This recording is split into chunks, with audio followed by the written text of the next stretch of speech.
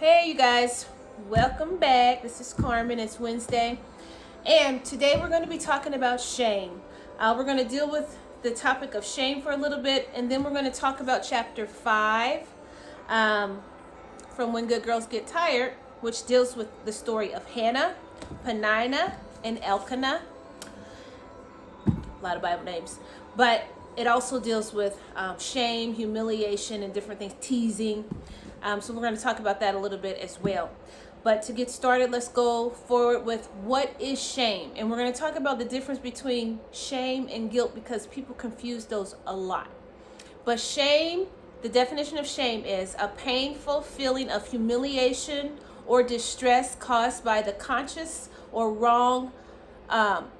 consciousness of wrong or foolish behavior. So a painful feeling of humiliation or distress caused by the consciousness of wrong or foolish behavior. Okay, so then an easy way to differentiate shame from guilt. Shame is acknowledging the wrongs that were done. Guilt says, what I did was wrong. I shouldn't have done that. I feel badly about it, right?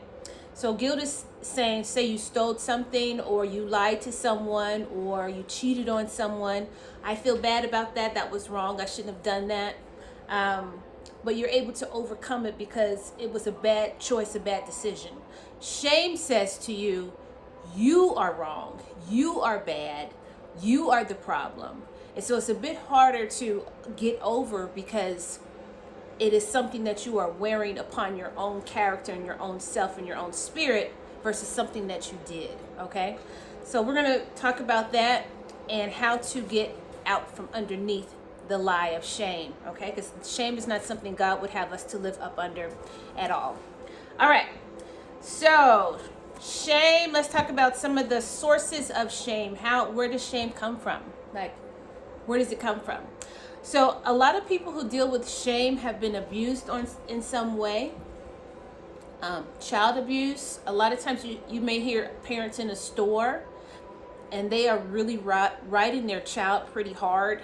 Why'd you touch that? I told you not to do that. You're so this and you're so that. And they're just riding them hard over some, Cocoa Puffs or something.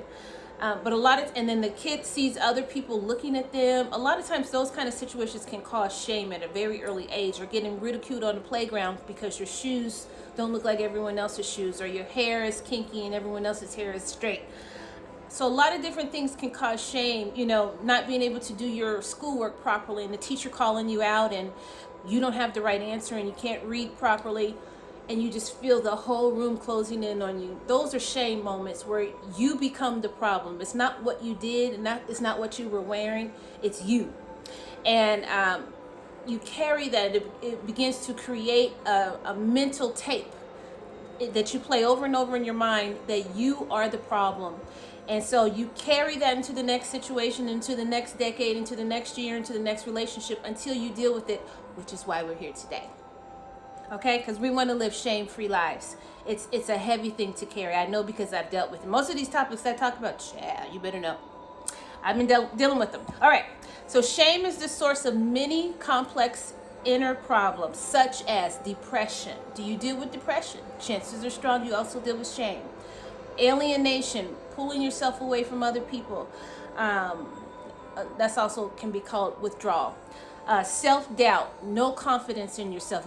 Everybody else can think you're just fantastic and talented and superwoman, superman, but you doubt yourself all the time. That's shame. Isolating loneliness. It can also manifest in compulsive disorders, drug addiction, alcohol addiction, bulimia, anorexia, obesity, money addictions, uncontrolled gossip, gambling, sexual perversions, workaholics. All of that can be rooted in shame. Perfectionism. We talked about perfectionism when we dealt with rejection. A lot of these things that are overachieving character traits really are birthed out of negative emotions and damaging situations that have happened to a child, and they just developed into this character trait. Okay, excuse me. A deep sense of inferiority, failure syndrome, timidity, fears of all types, neurotics. when you just assume too much responsibility unnecessarily, like you just take stuff on and take it on and take it on and take it on, you really, a lot of times are shame based. You're trying to prove yourself to others. Okay? Toxic shame can cause self-hatred. You can learn to actually hate yourself because you have such, you're going through so much in your life and you have so much shame that's being reproduced in your life that you begin to hate yourself because, again, you are the problem. Shame tells you you are the problem. Not what you did is the problem. Not what was done to you is the problem.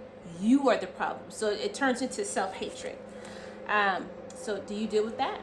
Do you deal with hating yourself and not liking yourself and self-condemnation and talking negatively about yourself? Your mental tapes are extremely negative. Yeah. So again, toxic shame can be caused by different types of abuse. So abuse, if you're not sure, is verbal abuse, someone yelling at you, berating you, talking down to you, cursing at you, calling you out of your name. So verbal abuse can be overt or covert. So overt is the things I was just saying, yelling, cursing, berating, belittling. Covert is withholding love. So they just don't say anything good to you. Like you never do anything good. You're never worthy of an I love you or an affirmation word or a word of encouragement or exhortation. It's just withheld. Okay, so that's another way of being abused verbally. Physical abuse can be beatings, unfair discipline, locked in a closet or a dark room, food withheld, all kind of stuff like that. Scratching, kicking, hitting. Sexual abuse. This can be considered one of the most degrading forms of abuse. And of course, that's taking advantage of someone sexually against their will on many different levels. Emotional abuse is another abuse. So that's, again, withholding love, withholding attention, loving words, loving touch. Not being touched. Touch that's a form of love. So sometimes emotional abuse is just not having any type of love extended to you, affection, words of affirmation. The love that you do receive is performance based. It's not just based on unconditional, just because you're you. It's performance based, which only feeds that shame because, again, you are the problem, right? And then abandonment. If you are left by a parent, either physically or mentally, some parents just check out. They don't have anything else to give because of their own shame or because of their own abuse or because whatever, their addiction, they check out.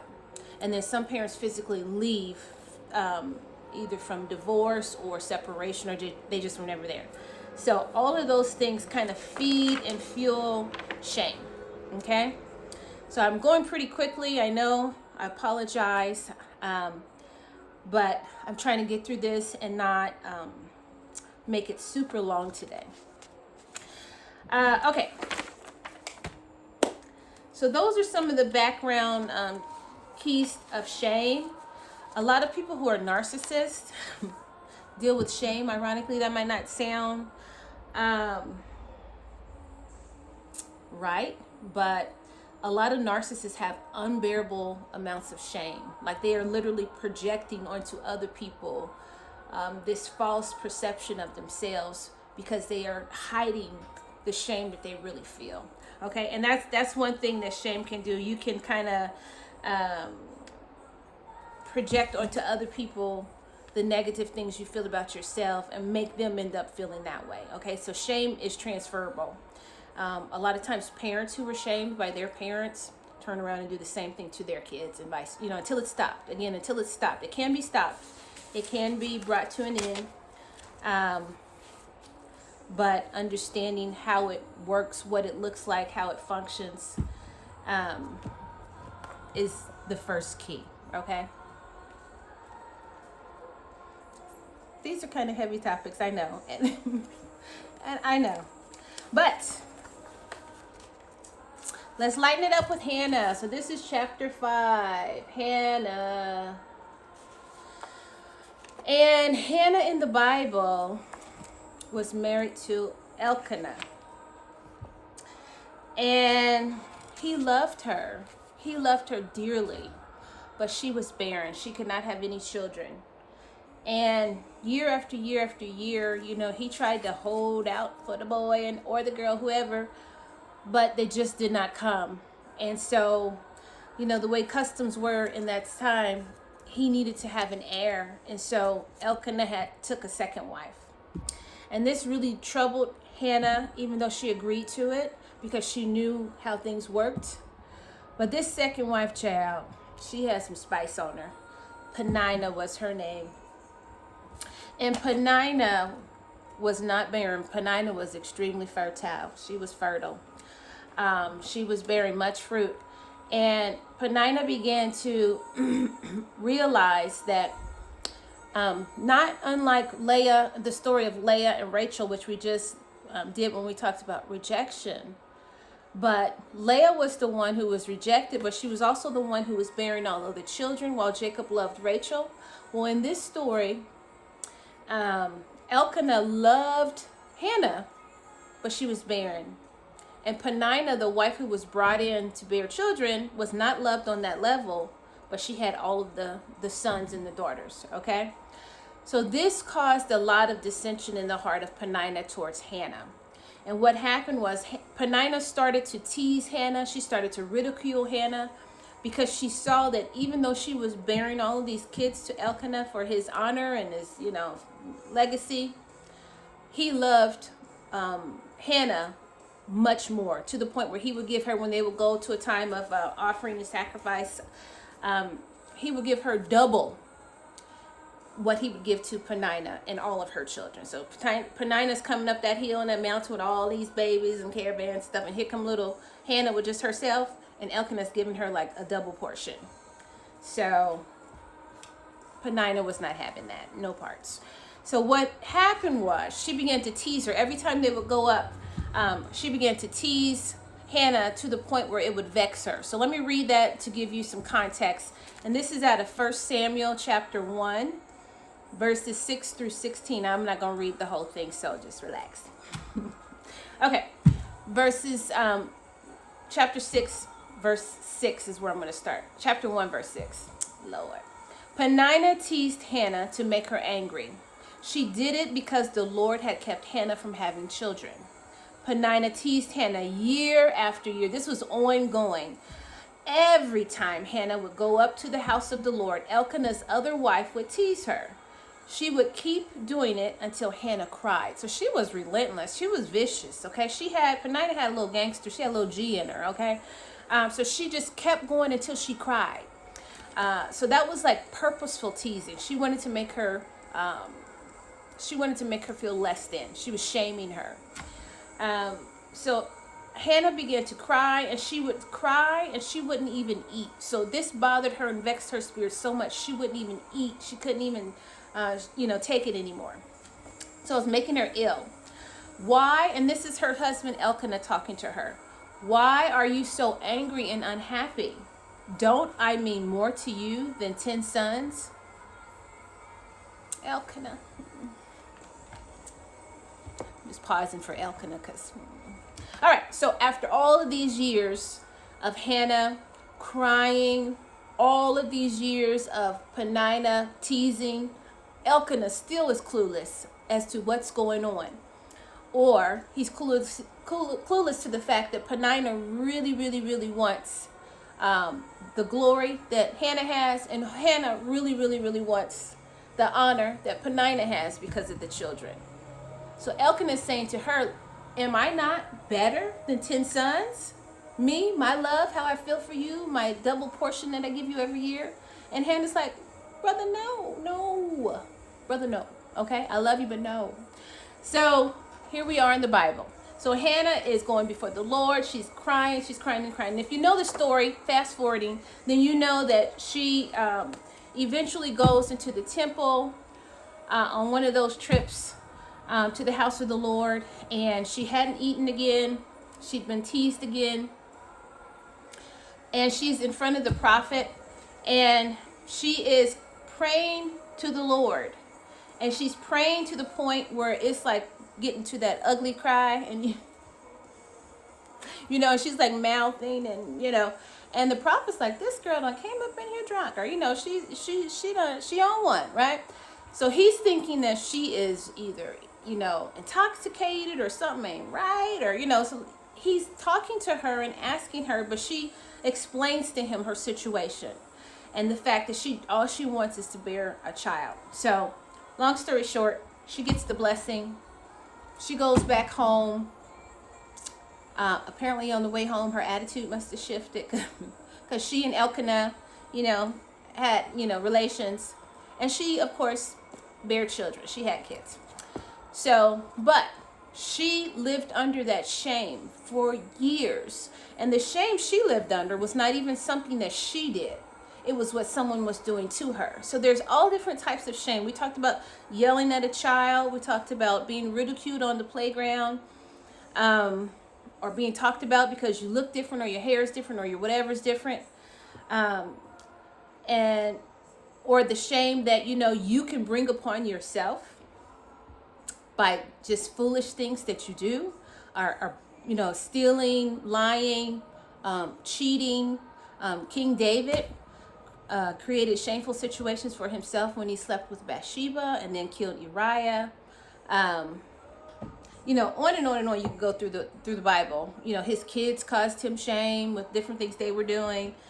On and on and on. You could come up with examples of shame, but shame can be put on you by other people, like Peninnah did to Hannah, creating shame. You could bring shame upon yourself by your own actions. Excuse me.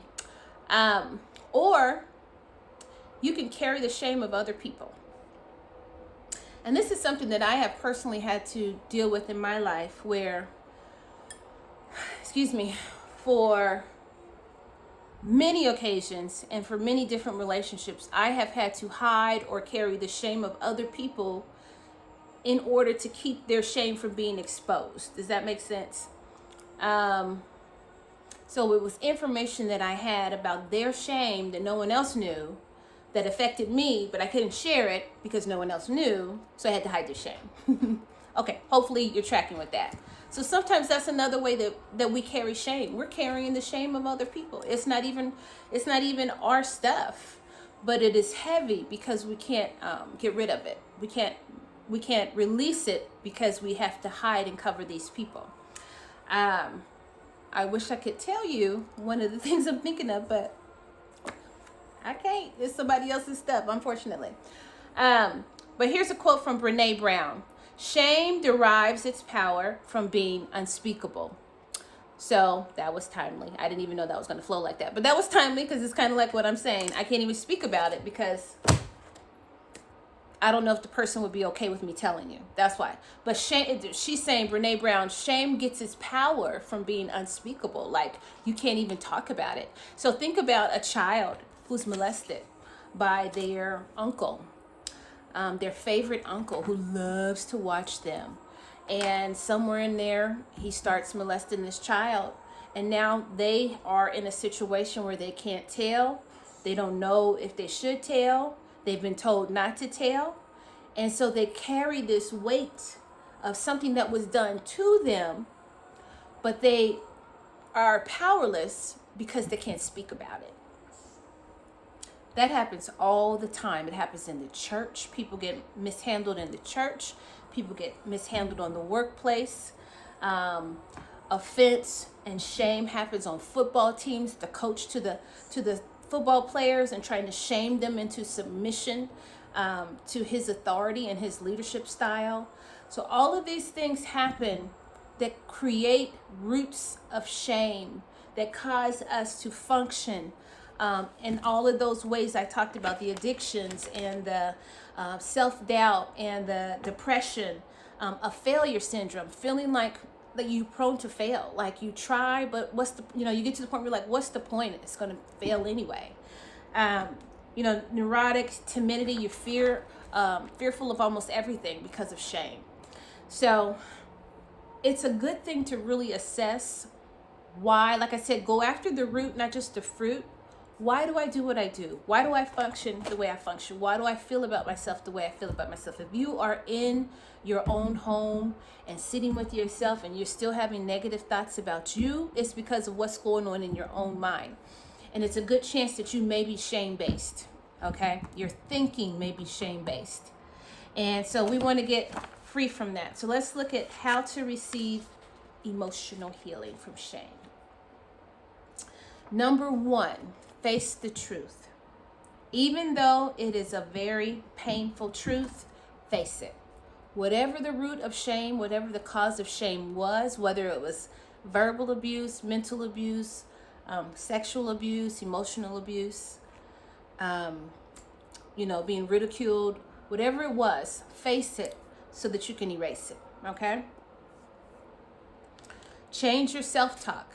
Change what you're saying to yourself when you're alone. Change what you're saying to yourself when you start feeling that negativity come upon you.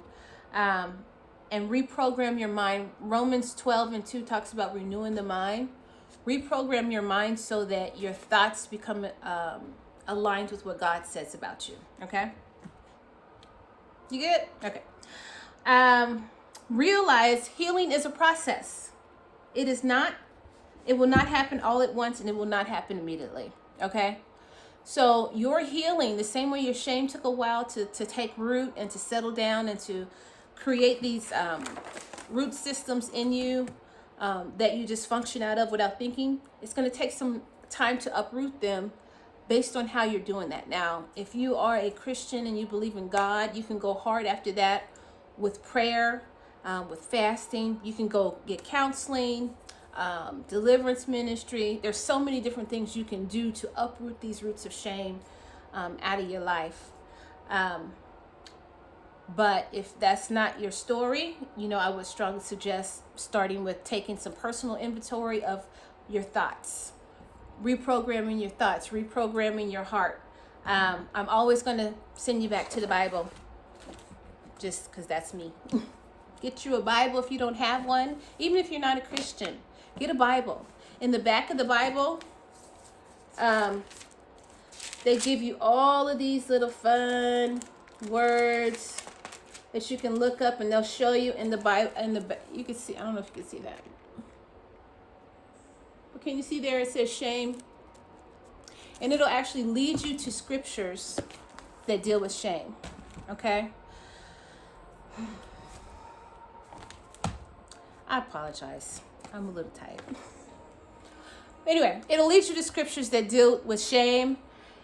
And that will help you with your prayer. That will help you with your reprogramming your mind. Okay, those words will be life to you. They will be strength to you. They will be health to you. Because a lot of times when you've been abused, and I've dealt with quite a bit of abuse in my life. I cannot recall a time in my life where I haven't dealt with abuse, just to be totally honest.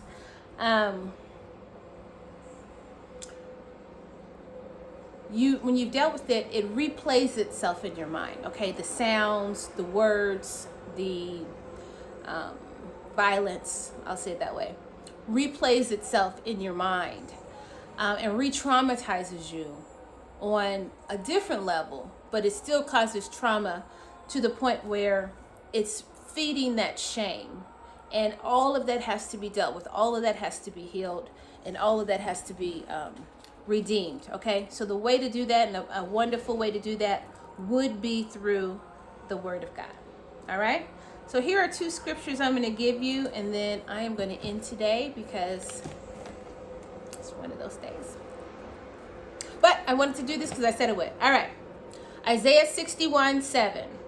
Instead of your former shame, you will have a twofold recompense.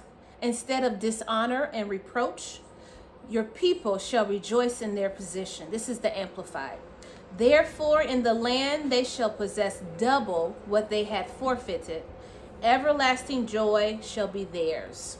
All right, that's Isaiah 61:7. And lastly, Isaiah 54:4. Fear not, for you shall not be ashamed, neither be confounded and depressed. For you shall not be put to shame, for you shall get the shame of your youth and you shall not seriously remember the reproach of your widowhood any more. Okay? So those are both from Isaiah. That last one was Isaiah 54:4. So lastly, I just wanted to reiterate to you some keys to recognizing shame. If you're taking notes, write these down. Look for these. Ask yourself, do I deal with this? Because this will help you, okay? Get free from it. Number 1, recognize that shame is not from God. Have you received shame, and how did you get it? God didn't give it to you, so who did? Remember, you can carry your own shame by stuff that you did. Shame can be put onto you by the words and abuses of others, or you can carry someone else's shame. So how did shame get into your life? Number 2, recognize shame is a result of sin. Again, it's not from the Lord, so it's coming from a sin source. What is the source? Number 3, recognize shame causes us to develop shallow and guarded relationships. If you are a person who deals with shame, you will protect yourself. You will hide, is a good way to say that. You will hide because you know that if people saw the real you, and again, remember, shame tells you you are the problem. So the real you is the problem, right?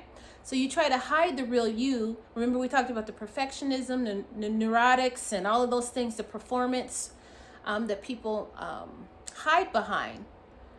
But they're afraid that if people ever saw the real them, and then the real them is an actual lie, because the real them is shame-based in their mind, right? The real you is who God says you are. The real you is who you were purposed and created to be from the beginning of the time that God said you are, and that God created in you, and the gifts and the talents and the deposits that He placed in you. That's the real you, okay? But shame tells you the real you is all of those things that you're carrying, all of those things that were said and done to you, the molestation, the lies, the bad hair, all of that. That's what shame says. This is as good as you'll ever be. Okay, so you hide. So think about that. Do you hide and have shallow, guarded relationships? That's shame. 4, recognize shame results in a continuous battle with self-condemnation. You are always condemning yourself. Nothing is ever good enough. Nothing is ever. You don't compliment yourself, but you live under constant criticism and condemnation. Number 5, recognize shame brings deep feelings of guilt and unworthiness. This in turn leads to self-hatred. So we talked about that before. So deep feelings of guilt. Remember, guilt is I did something bad. Shame is I am bad. So shame can cause guilt. So you're dealing with both of those at the same time, and unworthiness, which causes you to hate yourself. Okay? And we know a lot of autoimmune diseases, they cannot find a cause for them, but they really believe it's because the emotions of a person. And shame is one of those that can create sickness and illness in your own body. Your body turns on itself is what is happening. And that's what self-hatred is. You turning on yourself. Okay? Number 6, shame. Recognize shame brings constant reminders of sin. So the Bible tells us that when we sin, if we repent, as far as the east is from the west, God doesn't remember our sin anymore. But shame constantly brings it back up. You're living under that condemnation. You're living under that cloak of you are bad, you are awful, not what you did was awful, but you are awful. So it's a constant reminder of your sin. So you got to get up from underneath that. Number 7, recognize shame robs you of the joy of forgiveness and blocks the Lord's healing. Okay? So when shame is in motion, it does not allow you to receive the freedom of forgiveness, because somebody has to pay. And if you are a bad person and God made you, then that means God made you a bad person. See, it's like the theology's off. Okay? So it doesn't allow you to receive God's healing, because that's who you are. Why would you get healed from who you are, right? But you have to renew your mind that this is not who I am. Remember, who I am is who God said I am from way, way, way, way, way, way, way back. When he was in your mother's womb, he knew you, right? He formed you. He created you. He put things on the inside of you that are still yet to manifest. And shame, unfortunately, will keep that from ever manifesting if it's not dealt with.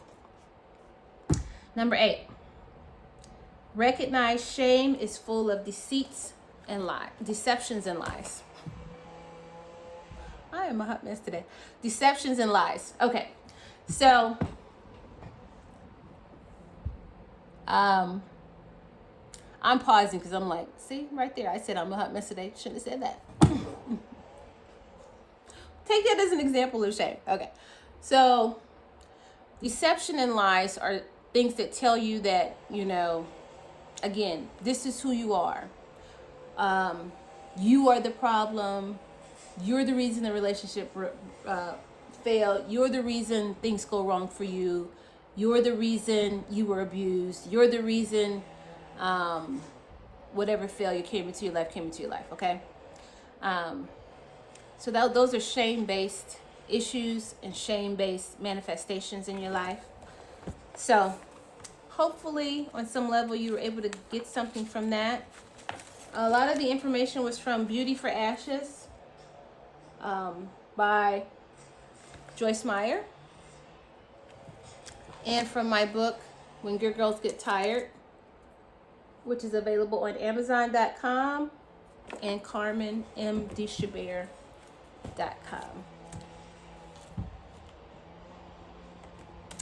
So I'm ready for quarantine to be over.